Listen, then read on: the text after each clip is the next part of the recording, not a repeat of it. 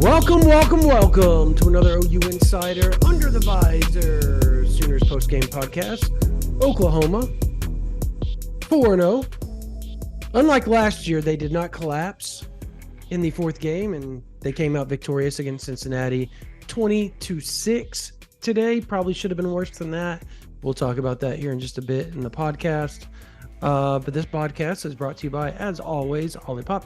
You can go find one of the 16 variety flavors of good for you soda at any of these stores known as Target, Whole Foods, Sprouts, and Walmart. I was like, no, I knew it was a W.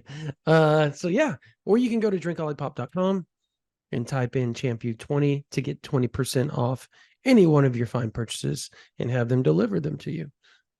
Thank you, Olipop, for the sponsorship. All right, guys. Oklahoma won 20-6 today. Statistically, Dylan Gabriel looked like a bad dude. I mean, you look at the stats, and it doesn't come across as a 20-6. You know, when the old adage of numbers don't lie, or stats never lie, they lie today. Because they lie on both sides, because both Oklahoma and Cincinnati, from a yardage standpoint, had pretty prolific games. They just didn't yield a ton of points in either case. Yeah. No doubt. Pull up the stats real quick for you guys. Oklahoma ended up with 427 total yards. Cincinnati with 376. I think here's where things start to skew in Oklahoma's favor in a massive way, mind you. One, the penalties would skew to Cincinnati. Oklahoma had 8 penalties for 53 yards. Cincinnati 2 penalties for 20 yards. And we can get into the pass interference calls, the holding calls that they missed a couple of times that really extended Cincinnati's drives and ended Oklahoma's drives. But third down, Oklahoma 6 for 16, Cincinnati 3 for 15. But the big one, in my opinion, was the 1 for 4 on fourth down. I thought Oklahoma it was almost like, do y'all remember the 20, and I don't know if you guys are old enough, and this really is probably dating me a little bit, the 2011 Oklahoma State defense that would let people drive down the field and get inside the 20s, and then all of a sudden they would stop them to a field goal and or make them turn the ball over. And obviously they went and played for a national title. They also had a prolific offense. Oklahoma's offense is still probably statistically in the top 10, I would assume, still. But it's kind of what Oklahoma reminds me of. And I know Oklahoma fans don't want to hear that comparison. But unlike last year, this team, when it matters defensively, they make plays. An interception, a forced fumble, a stop on fourth down, a big sack, like something happens good for them. Completely different. And I'm trying to put my hand on why that is, like what this year difference makes, because there's a lot of the same dudes out there. I mean, there's some new adages with transfer and recruiting. Well, Brandon, and I will say this. There are a lot of the same dudes out there, but let me tell you, some of the dudes that are new to the mix are the dudes that shone the brightest today. Yep. And offensively, Andrell Anthony stole the show in the passing game. And we'll touch on that at length, I imagine. But he was fantastic. Defensively, and this honestly is no knock on any of the Sooners' outstanding defensive ends right now, because they got a lot of them and they got a lot of good ones. I'm not convinced PJ Adibawara is not one of your best 2 defensive ends right now. Like that guy, and he got a lot of run in the second half of that football game. Whenever he's in the game, he's getting after the quarterback, man, and he's making life difficult for the opposing passer. And Brent Venables has said, and Ted Roof has said, they expect him to, and I quote, enhance his role as the season goes on. We're already starting to see that. But the guy that made the play that I think to me really encapsulates the growth, and not only the growth, but the total shift. And you can't really call it a shift from a cultural standpoint, but a shift from, I don't even know, Mentality. but like It's a mentality. It's a mentality. yeah, well, The mental mentality. makeup. Yes, I think that's a good way of putting it. But the play that I think stood out to me the most today, and it was a play that, if you blink and you miss it, kind of late in the second quarter of that ball game, Cincinnati's driving. They've got an opportunity to tie the football game at 10 with a touchdown. They're facing a third down at the 9-yard line.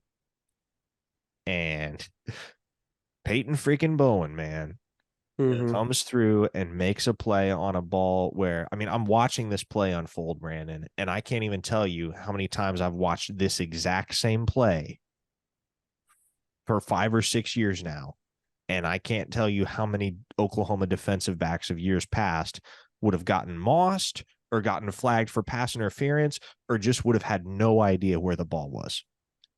And the play that Peyton Bowen made on that ball, that to me summed it all up. What is different defensively about this Sooners team in 2023 than the 2022 iteration of this football team that couldn't stop a nosebleed at times? And it is that you have guys with not only the ability to go make plays, but the confidence in themselves to go and make plays. That was a play that required a ton of instinct, which Peyton Bowen has. And that's why, I put it out there on Twitter. I'm not so sure Peyton Bowen isn't the best defensive back on Oklahoma's roster already because of the instinctual nature of the way that he plays the game. He has better instincts than any Sooner defensive back I've seen in a while. But not only did that play require instinct and ridiculous athleticism, which we know Peyton Bowen has, but just, that's a true freshman. And you throw a guy in that situation, not every true freshman is going to have the confidence in himself to go and make that play on the ball. And he did it. And he doesn't blink, man. He doesn't think twice about that type of stuff. He's just going. And it's a beautiful thing to see because you see it with so many guys on this football team right now, especially guys of the younger persuasion. It's the same deal with PJ Adebawore, man. He's going, it's see ball, get ball with that kid. And so those two guys as true freshmen really, really had eye-opening days today. If the fan base if they didn't already have their eyes open to those two guys, I think they certainly do after today. But all in all, man, this is just what the doctor ordered for Oklahoma to kick off conference play, because there were so many things about this game today where if we were dealing with the 2022 Oklahoma Sooners, we would have witnessed things unravel, whether it was the crowd noise or the field position battle not going in Oklahoma's favor early on, or whether it was an inability to get in the end zone at the conclusion of drives. There were so many instances throughout this game where I'm sitting there thinking, man, a year ago, this team would have crumbled. This team would have faltered. A year ago, this team would be in dire straits right now. And they never flinched, man. There was never a time throughout this game, and Oklahoma didn't play their best football for 60 minutes, but there was never a time over the course of this game where the outcome was in question. At least in my mind, Oklahoma controlled that game start to finish. And that's a very tough thing to do in a hostile road atmosphere like that against a team that is playing inspired football and a team that isn't beating themselves. Emory Jones made a couple mistakes, but for the most part, Cincinnati didn't give Oklahoma freebies. No, Oklahoma just went and outplayed somebody today. And yeah, you know what? You can sit there and say it's Cincinnati. They should have outplayed them. And that's probably true. Athletically, Oklahoma's a much better team than the Bearcats. But a year ago, this wasn't a team that was going and outplaying somebody every single Saturday. So I just want y'all to know that Ohio State just threw the ball with 7 seconds and got tackled on the half-yard line. Just down the ball, 2nd and goal now. with 9 seconds left to go in the game. So they're going to score and win, is what you're telling me. Yeah, if they score, they win. If they score, they win. They're down 14-10 right now in South Bend. Anyway, sorry that I have the TV on up over here too, kind of perusing the games as we're doing this. Um, you're correct on a lot of what you just said. Um, I think I was trying to put a kind of a fingerprint on who or what game this reminded me of last year. And you know what game I kept coming back to every time? Texas Tech. Like it kind of had that feel of just the atmosphere weighing down on Oklahoma was dominant the majority of the game, right? Like you never really felt in question. Even Texas Tech last year, remember, it did not feel in question until what, midway through the fourth quarter, and then they just collapsed.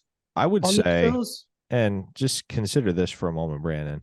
I think there's actually a lot more similarity to the West Virginia game last And year. I thought about that one too. That was the one I thought about originally, and I was like, no, I was trying to because I put the weather and everything. I was trying to like, I was thinking, okay, you know, I do agree though. The defense played really well against West Virginia until they just got gassed and they couldn't play anymore. Um, it's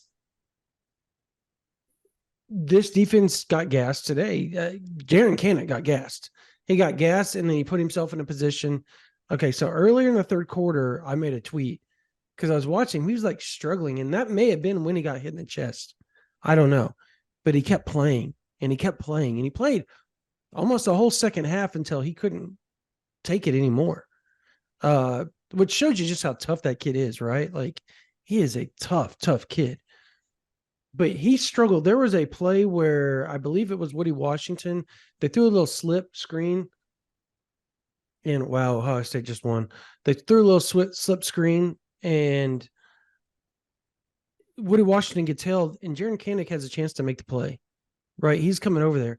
But he was so gassed, he just pulled up, like didn't even try to reach out, didn't dive, didn't do it. He dives, he's gonna wrap the legs, but he didn't try. He didn't try it. And that was about the point. I was like, that was kind of odd. And then they zoomed in on him and he was like struggling, like just sitting there, like bending over.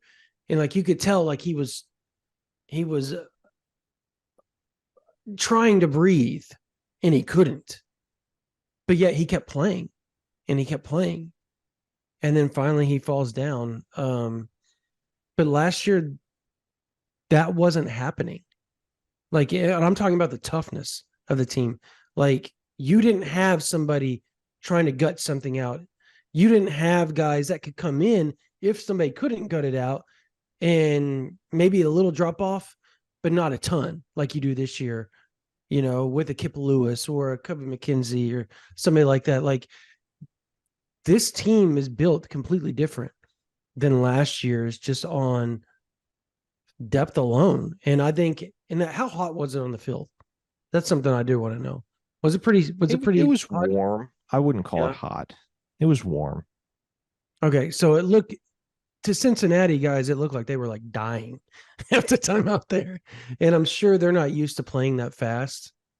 And I think that's another thing. I think Oklahoma is in such good shape, and they're so physical. Even when they're struggling running the ball, they're still imposing their will physically on teams.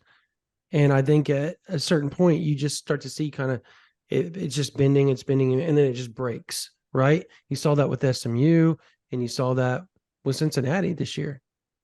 And I'm wondering, outside of Texas, is anybody else going to be able to put up a fight against them, will for will this year? Because you don't have Baylor and you don't have Kansas State, and they don't actually look like world beaters this year. So, who do you think can, honestly, outside of Texas, who is going to be able to go toe for toe with Oklahoma this year? I'd look at Kansas and BYU. I think those are your three toughest games remaining. And I would agree with that. Yeah, just because and look, there's always that one team every single year, there's that one team that plays the game of their season against Oklahoma and gives the Sooners all they can handle, and in some cases upsets them. And that's, something like that is very much within the realm of possibility. But right now, on paper, your three toughest opponents remaining are Texas, Kansas, and BYU, I would say in that order. Yeah. What's your thoughts on all this, Jesse? I think it's completely reasonable to be very optimistic about OU after today, particularly defensively. And I think you're right. And I'm glad I'm glad you highlighted that third down play by Peyton Bowen, because it's not only just making the play, but to me, I think it's one of those moments that gets lost in the context of everything else that happens. But what happened after that was Cincinnati doesn't get a touchdown. They're forced to kick a field goal and they miss it. And you know what? It's a chip shot. It's a chip shot.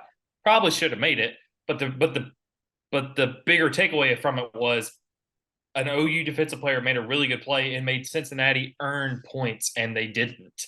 And instead of going into halftime 10-10, 10-10, it's 10-3. And that's huge. That's humongous. Those are the type of plays that are big. And yeah, I think, Brandon, you highlighted, like, to me, what I'm looking at is, a lot of the stuff about what you're looking at on the field can sometimes be subjective, even though I agree with everything that's been said. To me, I think the biggest stat that can show the difference between last year to this year so far is third down defense. On the season, Yeah. OU's opponents are 17 of 62. 27%. Wow. And to me, and Brent Venables actually explicitly said after the game, he basically doesn't like the idea of bend but don't break.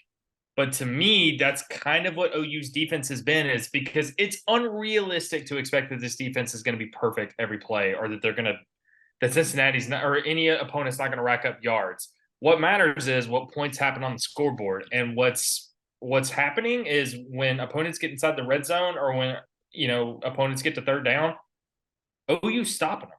That's what's happening. And it doesn't matter what Cincinnati did to move the ball today. They moved the ball at times today. Mm-hmm. But on third down and in the red zone, OU simply shut that stuff down. They shut it down. And Cincinnati, who had hung their hat on their rushing attack the first three games, was not good running the ball today. Emory Jones, until that 20-plus yard run he had late in the fourth quarter, was not good on the ground today. So, like, to me, those are the type of things that if you're trying to look at what is the difference between last year and this year, I absolutely agree. Last year, this is a game OU loses today. I'm very confident in that. This is a game OU loses. I agree. Oh, I think all three of us agree with that, right? Like, that is a fact. OU does not hold on last year. They somehow fold, and I think it has a lot to do, again, the mentality. And I said this on the podcast, what was it, last week or the week before last? Like, I think it may have been the SMU podcast. Correct me if I'm wrong, Parker, Jesse. I don't remember. When I told you I spoke to a source shortly after the game, and it was on the phone, and they said the team, specifically the defense, is starting to take the personality of their leader, and they were talking about Danny Stutsman. And they said that he is galvanizing the defense right now with his play and his personality and his leadership. And this person, do y'all remember the podcast I said that on, Parker? Do you remember the podcast? Was it SMU? That's me. Was it? Okay. Again, I was told that again today. And they said everybody loves him, but there's a lot of the team that's scared to death of him because he's that brutally disciplined in how he makes everybody else be disciplined and how he makes everybody else put in that extra work, the film room.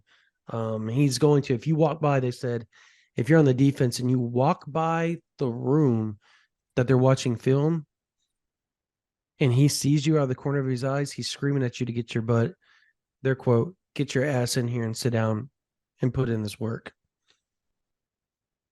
And how different is that of the Danny that we knew from 2021 and 2022 to the Stutsman that we know now? And you see it in the interviews too. He was a robot in the interviews, right? Like for the longest time, great personality. You put a mic, you put a video in front of him or camera in front of him, and he had a great personality, right? But you're starting to see him open up and say different things. We called him Sunshine Danny, remember? Because it was always great. They would get their ass kicked, and it would be like, oh, we're gonna put in y'all smiling, but you know what I'm talking about. No, that's very true. The dude was like everything was always roses. And now he's like, no, man, we got to put in this work. We got to get here. We got to do this. We got to do that. He's saying the things that the coaches are thinking and he's thinking and everybody else is thinking now. Because I think he's putting the onus on himself. Like, we've got to do this. I'm not going to let this happen under his watch. And I was watching that. Is it Adam Brenneman or whatever? Yes, Adam Brenneman. Okay. I was watching that the other day. I was watching his podcast with Jalil Farouk, him, and Deshaun McCullough. And Danny said something very poignant, I think. First off, he showed up super late to that podcast. Like, it was almost embarrassing how late they showed up to that thing. But he said he was asked about the 6 and 7 and what their goals were. And he said, everybody's goal, you ask anybody across the country, and it's, we're going to play for a national title. And that's the goal. He said, that's great. And that's our goal. And we want to play for a conference title. He said, but my goal is to make sure we don't go through what we went through last year. He said that opened our eyes up to everything. And he said, it's on me to make sure that doesn't happen. Like, he said it on me. And I think that, he is a very, he's a leader that Oklahoma has not had on defense since K9. And could you imagine K9 underneath Brent Venables? Oh, I can imagine it. He's I the know best you linebacker could in college football. But I mean, no, like, is Danny Stutsman the best linebacker in college football? Ask me again in 2 weeks. He's not only been really good through 4 weeks, he has been objectively better than he was last year. Just subjectively. He's on pace right now for 140 tackles. He leads. God. And it's not just, the thing about it is, it's not just tackles either. He's making plays in pass coverage. Yeah. He's pressuring the quarterback. Everything you can possibly ask of a linebacker, they have asked of Danny Stutsman. And at every juncture, he has delivered. Yes, Danny Stutsman, without question, is the best player on Oklahoma's roster right now. And that's what. Do y'all realize that this defense is doing what it's doing without our Mason Thomas? Mm-hmm. And they did what they're doing without who all missed today? Pearson missed. Who all else missed today? Savion Byrd was out. Justin Harrington was out. Oh my God. That last year, and I know like this sounds like such sunshine pumping, but last year you have that many dudes out. They croak that game away early and it's done. Like they wouldn't have been able to make a comeback because they wouldn't have been able to stay. They wouldn't have been able to keep the other team out of the end zone. This year, the depth is completely different. I think we all should have saw this coming with the way they performed in the bowl game last year. We all should have saw this coming because the bowl game was it kind of epitomizes the jump from year 1 to year 2. And we saw it transforming right there in front of our eyes. But it was on the cusp and on the back end of a 6 and 7 season, right? So everybody's thinking, oh yeah, whatever. But that was a Florida State team that was dominant in the ACC that last year, top 10 team in the country. And they about beat them, missing half their roster. And it was they missed the half the roster that isn't here now. And the guys that returned were the ones that were playing that are there now were the ones that played in that game. We should have saw it then, but we couldn't have imagined that, right? Like we couldn't have imagined this big of a jump. We thought so with what Venables has said this offseason, right?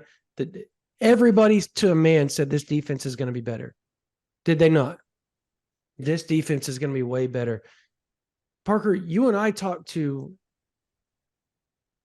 a certain someone one time. We were on like a conference call with this person. And do you remember how adamant they were about the defense and how good they were going to be? Like, not even shy about it, were they? They said, no, dude, like, we're going to be that good. We're going to be the best defense in the Big 12. So all this comparison to 2022, and, you know, it's obviously justified. It's natural that we would be.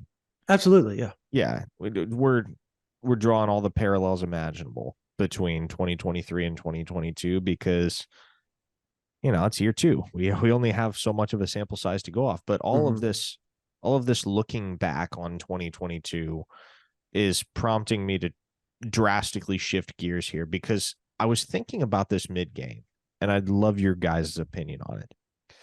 Obviously, with how things went in 2022, there's not a whole lot that you miss about that campaign. And to be honest, a lot of the guys that are no longer part of this program that departed in the offseason via one method or another, the vast majority of those guys you're not really missing at this point. Correct. But especially in a defensive stalemate type of game like the one you had today, where it's a battle for field position, I got to thinking, is Michael Turk the guy you missed the most from that 2022 team? Because punting is an issue for the Sooners right now. And you and gosh, I had the same thought, dude. That's there are far worse issues to have. Pretty much every issue is a worse issue to have than that one. But on a day like today, where there comes a point where you're trading punts and trading punts and trading punts, and you're kind of having to let your defense take care of business and try to set them up in the best possible situation to succeed and stonewall the opposing offense. Not having Michael Turk, I'll just put it this way. It was noticeable today. It hasn't been as noticeable in the first three games, but the difference between Turk and, I don't know, pick a punter, and I'm not trying to diss on Josh Plaster here, but Josh Plaster's not Michael Turk. Nobody is Michael Turk.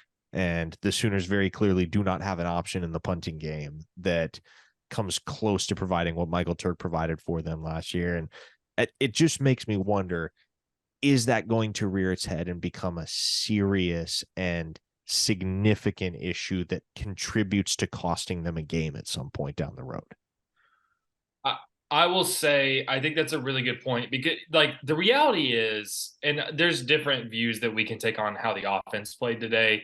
The defense was really, really good today, and that was the difference because almost everything else went in Cincinnati's favor. Almost everything else. This had the makings absolutely of a game that OU lost. And Parker, to your point, Josh Plaster today, 6 punts, 38.7 yards average punt.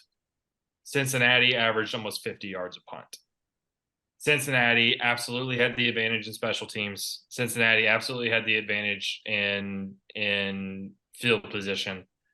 If it had not been for OU's defense's really good performance on third down in the red zone, the fact that Cincinnati got into the red zone twice today and came away with 0 points, humongous considering that Cincinnati had the field position advantage, had the special teams advantage. And again, I think special teams is one of those things that is easy to forget about how important it is until something big happens.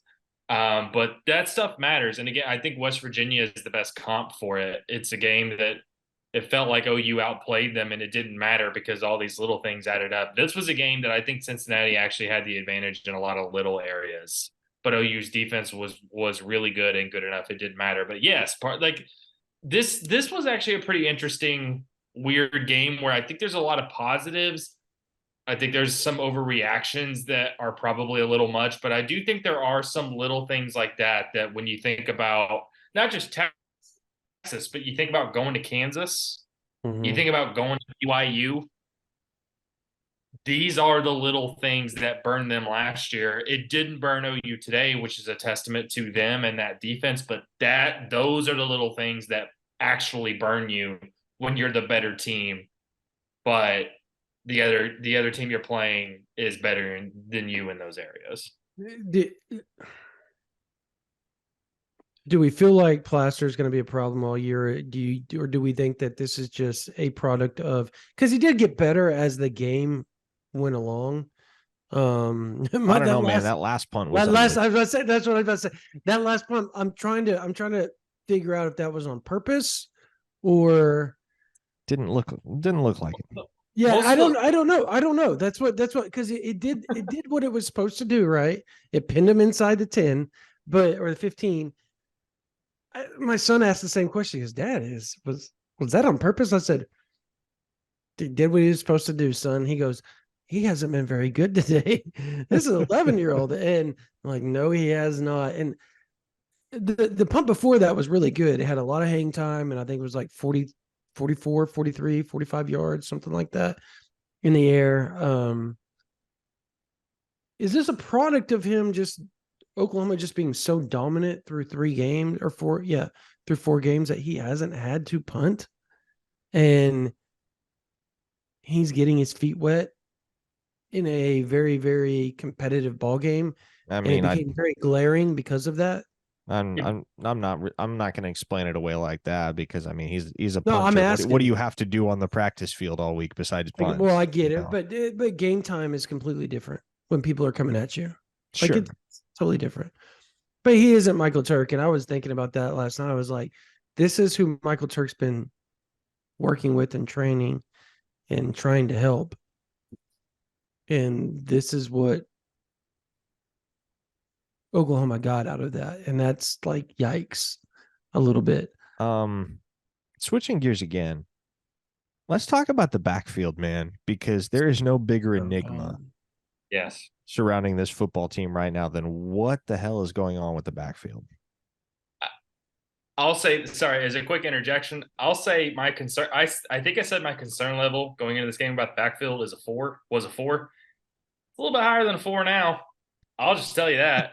It's a little bit higher than a 4. Brandon's going full 10, huh? Sheesh. There's problems. And I think it's I hate saying this. I think it's personnel management. I think you're not. Okay, let me backtrack a little bit here. Okay. First half they sucked running the ball. Yeah, I mean that just let's call it what it is. They sucked straight up. And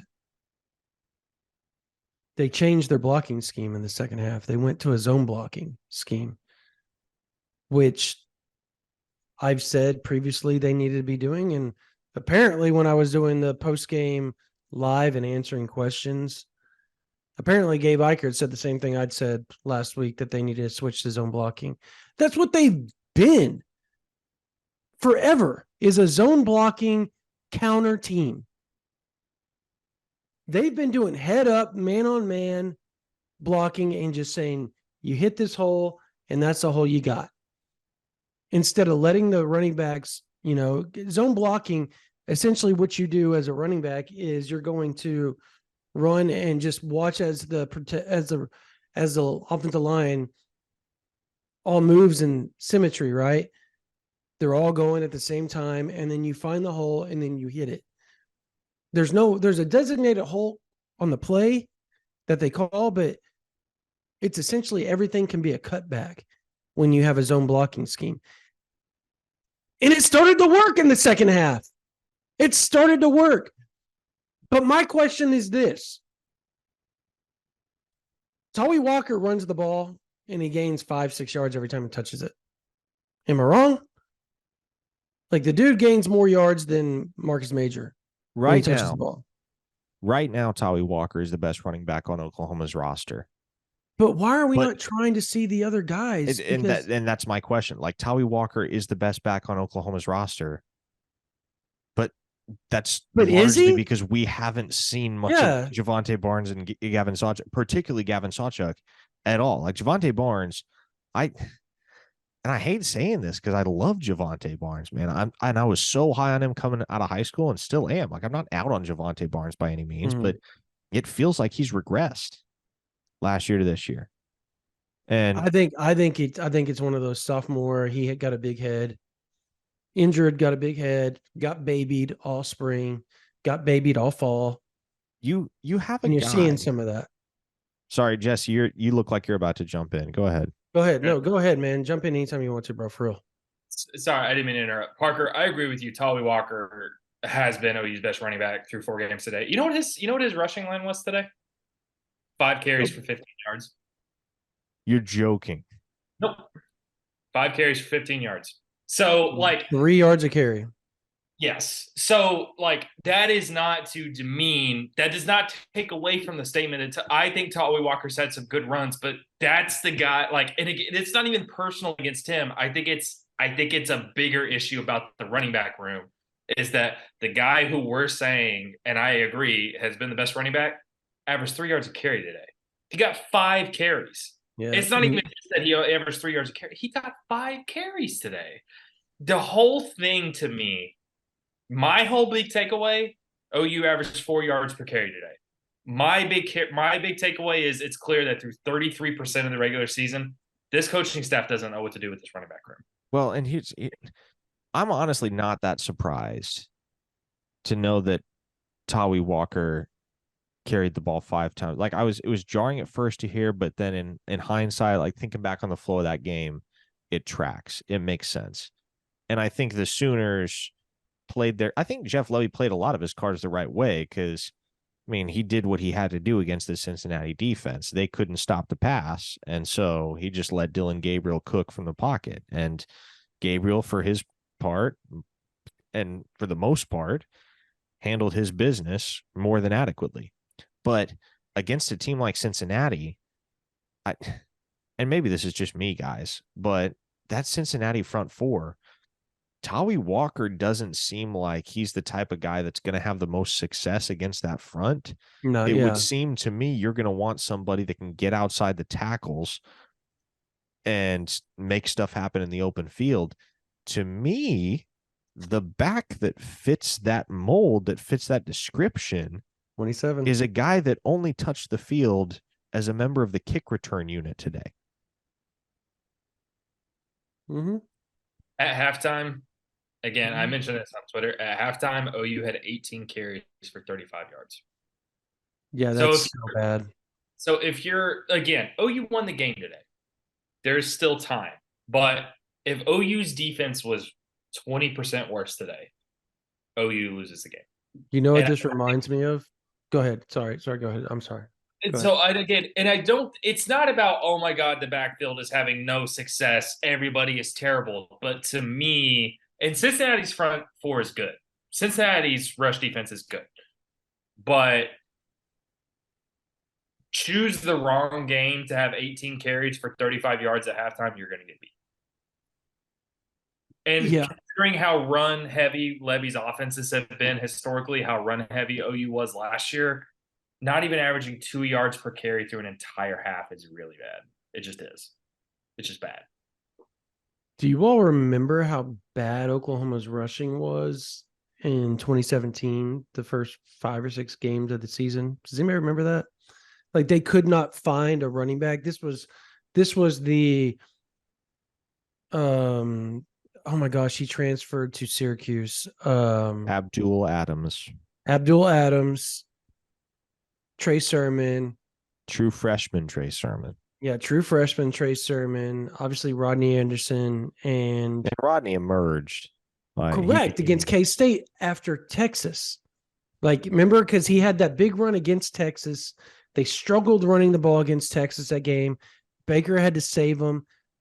The whole first 4 or 5 games of that season, maybe 6 games, and it was the K-State game directly after, and Rodney Anderson just out of the blue became Rodney Anderson. And the rest of the season, he was that dude. You want to know who runs like Rodney Anderson on the team? I have a feeling I know who you're going to say. Who is it? Who runs like Rodney Anderson on You're the going to team? say Gavin Sawchuk. Am I wrong? You are not. Okay. So, and I get it. Like Gavin didn't look very fluid against Tulsa, and I'm a admit that. But how can you? You don't get the reps needed during practice, right, to get situated and comfortable with things, and then you're thrown out there sparingly and said, "Just go make a play," with no rhythm. The only player that's gotten, let me take that back. The only two players that have gotten a chance to even find a rhythm all season have been Tolly Walker and Marcus Major. And for the life of me, I love Marcus. I think he's a great kid. I don't think he's your lead back. And they just keep throwing him out there like he's that guy. And I don't get it, guys. I don't get it. Like, did we not just witness the Cheez-It Bowl 9 months ago? Did that not happen? Do we not see what those two can do if you give them adequate reps leading up to a game? Okay, let me ask you this. Am I crazy? And this is verging on conspiracy theory, but do you think this is just the most well-guarded deep fake of all time by Jeff Lebby and DeMarco Murray? You think they're going to roll with Tolly Walker and Marcus Major next week against Iowa State to make sure that there is as little film as possible on Sawchuk and Barnes, and Texas believes that those two are buried on the depth chart heading into the Red River Showdown, and then they just let them loose? No. I think two things can be, I think both can be true. I think they get let loose against Texas because they have to, because the Tolly Walker Marcus Major experiment continues to look awful against Iowa State.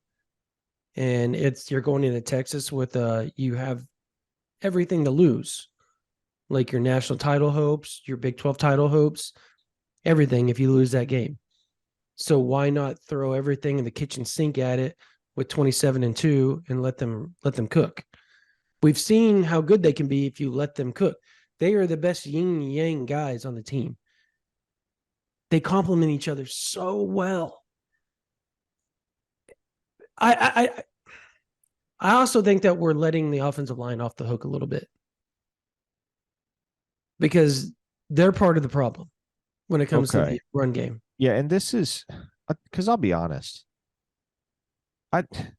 Watching the game through a camera lens, and I've said this before, I generally don't get a great gauge in the moment on how the offensive line played. Mm-hmm.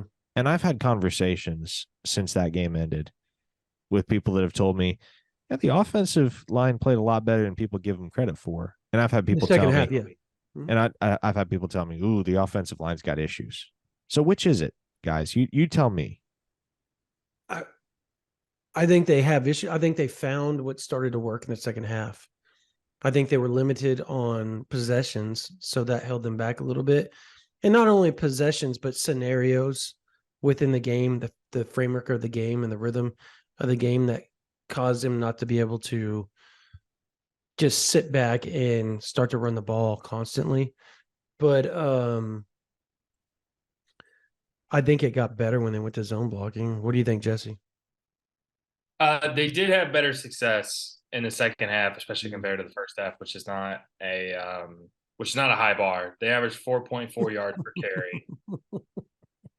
4.4 yards per carry in the second half, which is much better than the 1.9 they averaged in the first half. But that's I think this whole discussion should include the offense. It's not necessarily about the specific running backs. I think it does include the rushing offense just looks disjointed. And that comes from offensive line blocking, running backs seeing the holes, making plays, and play calling. I think the whole thing holistically looks disjointed.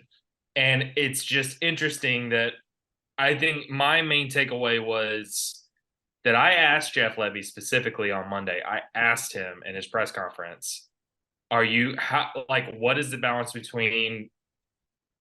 Wait, Brandon, what happened? What happened? Okay, go ahead, finish your thing. I'll tell you after you're done. Go ahead. Okay. Sorry. I asked Jeff Lebby on Monday, how do you balance riding the hot hand with trying to get everybody on the field? I asked him that. How do you do that? And he basically doubled down on the hot hand sentiment. And then after the game, he said, we played Marcus Major the majority of the snaps because he looked good in practice. Which is not the same thing as the hot hand. That's a different thing. That's he earned the reps in practice, not he played really well on game day. So to me, my overall takeaway is I think you can zero in on the offensive line, which Parker, I agree with you. I think sometimes the offensive line is one of the I think the eye test can sometimes I think to really know how the offensive line played, that's got to be something you watch on film and you're looking at them like specifically on every play to really know exactly how they played. But to me, you got to know the call too, by the way, because the running back could really botch that crap up, too, and make the O-line look bad. I agree. So that's why I think you would have to zero in on that. But to me, through 4 games, this running back, the rushing offense just looks disjointed. Play calling looks disjointed. Rotations look disjointed. I don't know how you can play Javonte Barnes and Gavin Sawchuk all of the snaps against Tulsa and then not get them a single carry to open conference play against Cincinnati. And again, that was why I asked Jeff Lebby that question is you've got 4 running backs you clearly want to play. How do you get them all on the field? That's why I asked him that. But and sorry, I'm not trying to be over dramatic, but that was why I asked him that is how do you find carries for everybody? And his answer clearly was, we're going to give Javonte Barnes and Gavin Sawchuk all the work against Tulsa. And then we're going to give Tawi Walker and Marcus Major all the work against Cincinnati. And kind of in theory that works, but how do you expect Gavin Sawchuk and Javonte Barnes to find a rhythm if you give them all the work one game and then literally don't let them have a carry the next game? How do you expect them to find a rhythm?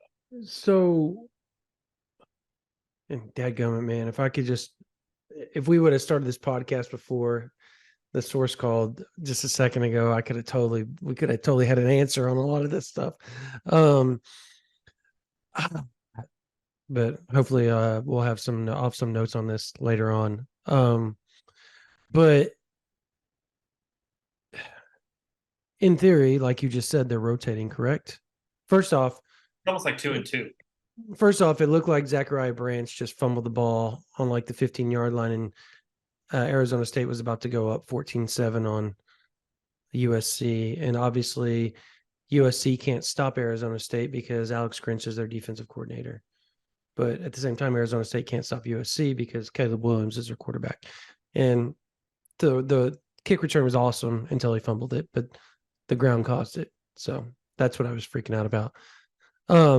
Anyways, in theory, the switch off, right? So Tulsa, Cincinnati. So now we're going to go back Iowa State and go back to Gavin Sawchuk and Javonte Barnes.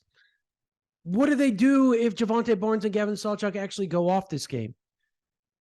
Do you rotate back and essentially or potentially cause a problem against Texas if they're not the hot hand, air quotes?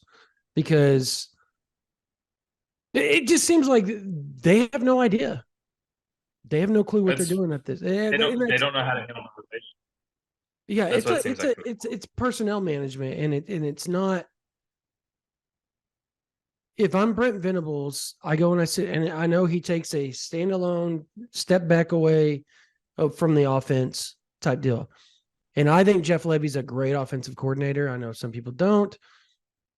It's your opinion. They've had a top 10 offense each time that he's been in Oklahoma. They still have a top 10 offense 4 games through the season. The offense has never really been the biggest issue until just recently. And the issues aren't moving the ball. The issues are execution inside the red zone. I think we can all agree about that, or at least inside the 30 or 40 yard line, the plus 40, 30 yard line, they start to bog down a bit.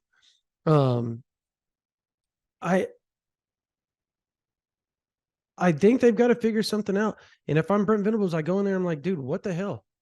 Like, what the hell, man? Like, get you 2 guys, and those are the 2 guys you're going to run with. But they better be elite guys. And you got to get them in rhythm. You've got to get them in rhythm. You got to let them get in the flow of the game because you're not letting your running backs do that. You can have 2 running backs, but God bless him, Lincoln Riley. And when DeMarco Murray was under Lincoln Riley, he let the guys get in rhythm. Like you saw them get in rhythm. They would have 2 100-yard rushers all the time because they got in rhythm. I don't understand this. One gets 4, the other one gets 16. No, both of them get 15 carries. That's how it should work. That's how it should work. If you want to get guys touches, let them both get touches. And then ride the hot hand. You can't ride the hot hand if one dude's only getting 5 carries. How can you be hot on 5 carries? Impossible, right? It is impossible. Rant over. Am I wrong though? That's why I asked Levy that. Was it's not even about natural skepticism. It was just more like when you say you're going to ride the hot hand, that means you're giving all 4 guys an opportunity in the same game. That is what that means. So either you're going to give all 4 guys an opportunity, or you're going to, or don't do the hot hand thing, pick 2 guys like you just said. And again, this isn't a 5-alarm fire, code red, everything. The house is on, the house is burning to the ground. But it is a little like I know less about the running back room through 4 games than I did before the season started. It's a weird thing. I feel like Big Cat, that gif where Big Cat from Barstool, where he's just yelling, you don't know what I'm talking about?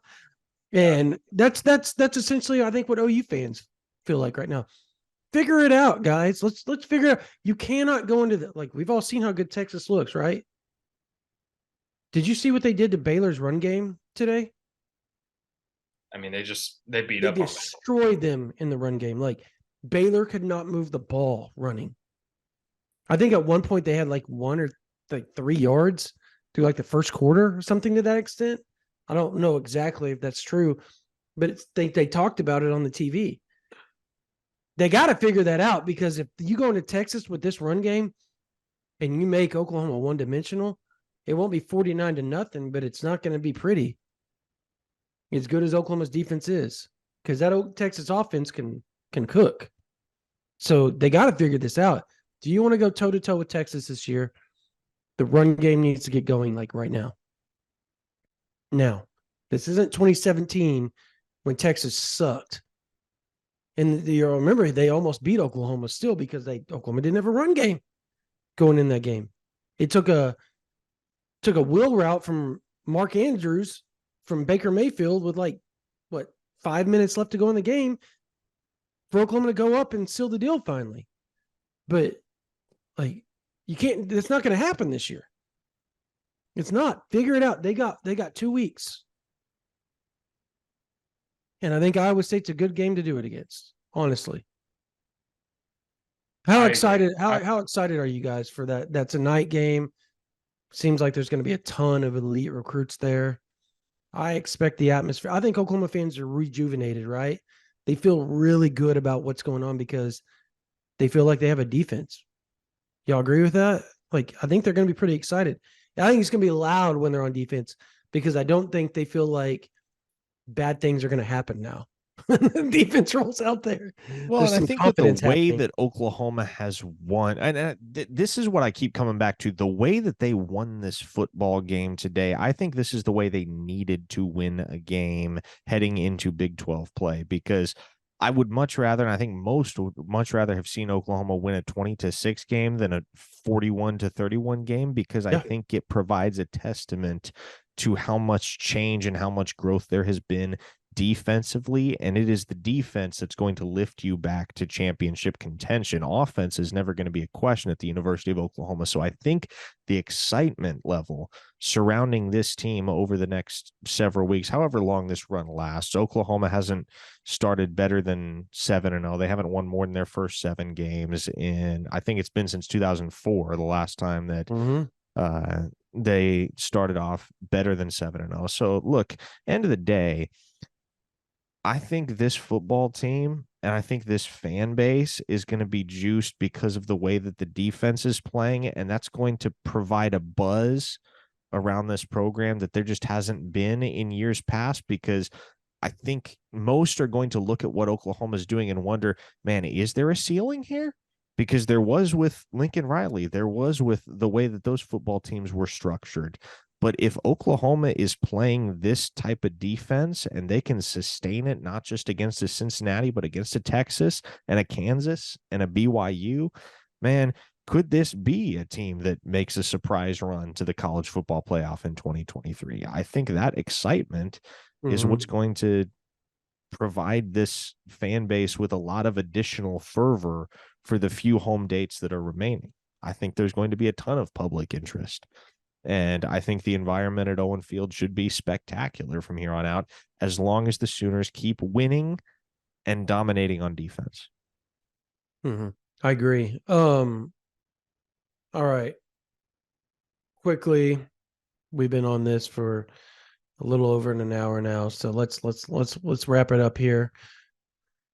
But before we do that, if you're not on OUinsider.com VIP, you can go there right now.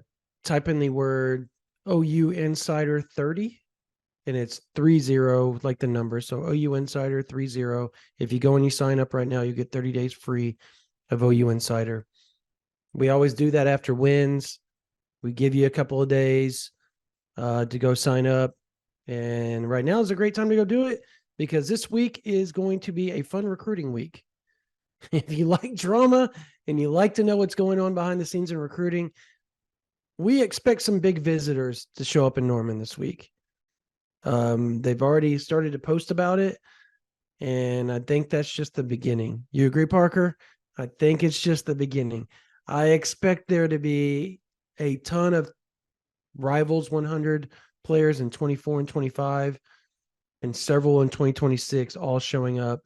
And I expect Oklahoma to maybe have some surprise visitors or two on campus. I that's just my guess right now.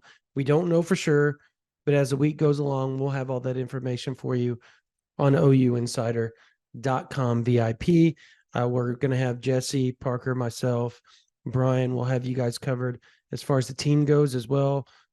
Jesse and Brian every day putting up fantastic team nuggets for you guys and team stories that you guys love reading. I know you guys do, because we see it as far as the clicks and stuff. So if those that aren't privy to that, you can get that on OU Insider VIP.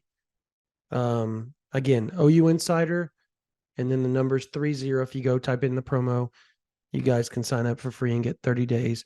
But it'll get you almost through. We'll get you all the way through, almost through all the way October. So you get OU Texas, all that type of stuff. And we give away, we're going to give away several OU Iowa State tickets next week as well. We're going to be doing some drawings to our members. And if you're a VIP member on OU Insider, you can go to Lindsay Street and you can join us at our tailgate. We're going to talk more about that as the week goes on, but OU Insider's doing a tailgate every home game.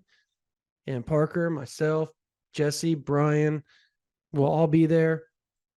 I was also told that Kevin Sperry, Xavier Robinson, and Danny Okoye may be popping by.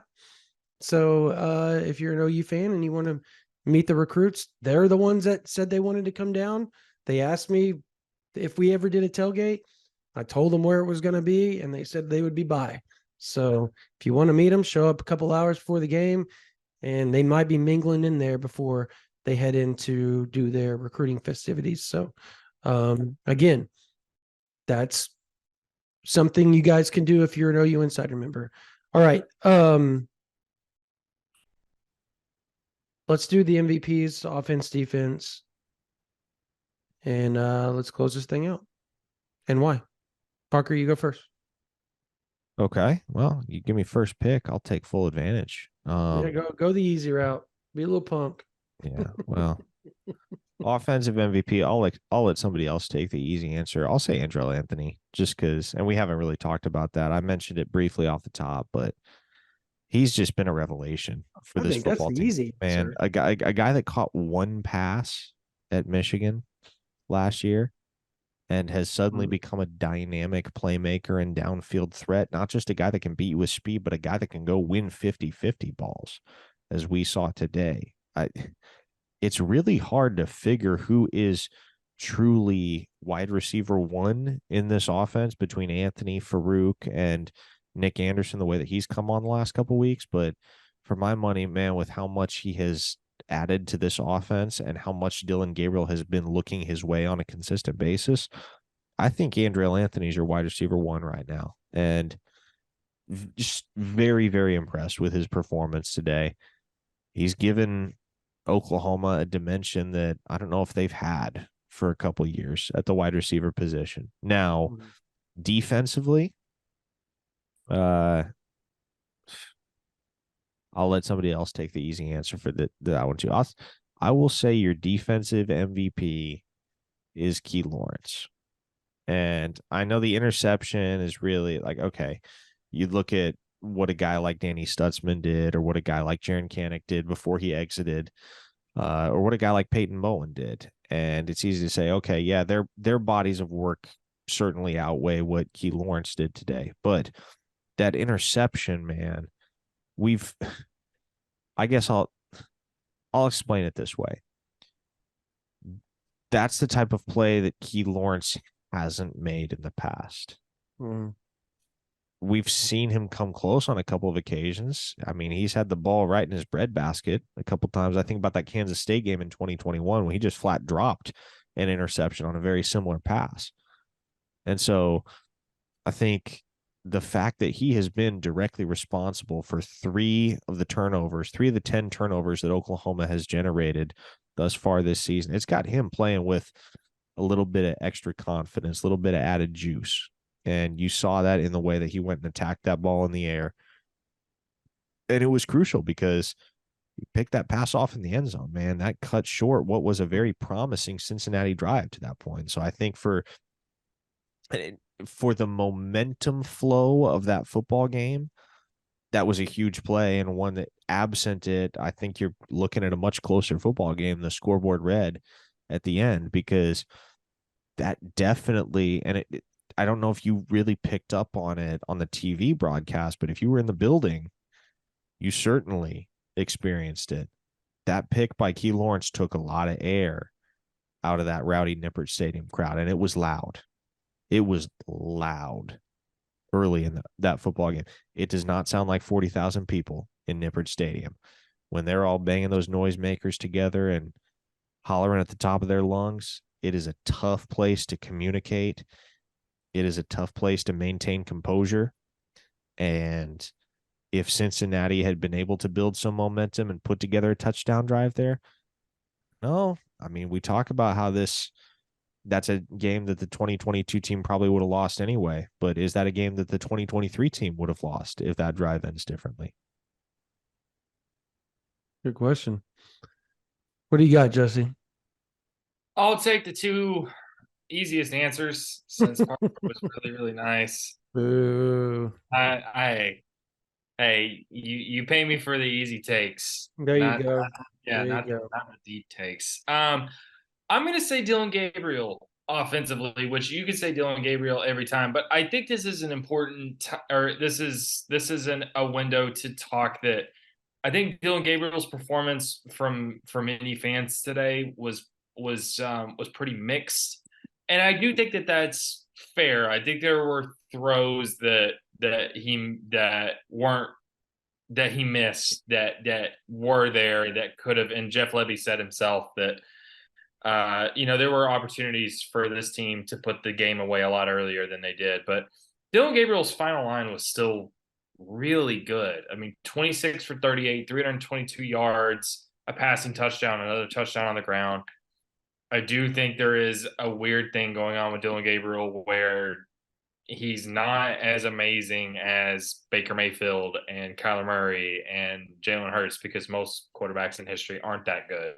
Dylan Gabriel was, all things considered, pretty good today. I mean, he just was. That's not to say he can't be better. There's not to say there aren't ways that he should be better.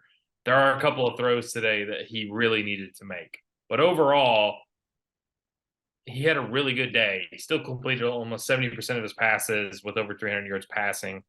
And he got almost no help from his running game. And I think it's clear that Dylan Gabriel is a kind of quarterback that enhances what you already have. And what we saw last year, it's better when the running back is going. I think that's when everything opens up for Dylan Gabriel most. So I would say Dylan Gabriel. Defensively, again, I'll take the easy answer and make it harder on Brandon. I'm going to say Danny Stutsman, because I am just a hot take artist. Danny Stutsman, I think the thing that's been the most, I mean, the raw stats are great. I mean, at 13 tackles, the second, Deshaun McCullough was second with 7. Danny Stutsman had a sack. The team had 2 sacks overall. He had 3.5 tackles for loss. Nobody else had more than a tackle for loss. Danny Stutsman was great again today, but I think the thing that's happening with this defense is, as good as the depth is, Danny Stutsman is think about it from basketball terms. He's a true number 1 option. He is a true blue chip number 1 guy, and he's got a bunch of really good role players around him. But those really good role players, and the OU's defense has really good role players, enhance the number 1, which has been Danny Stutsman. He's everywhere. He's in the backfield.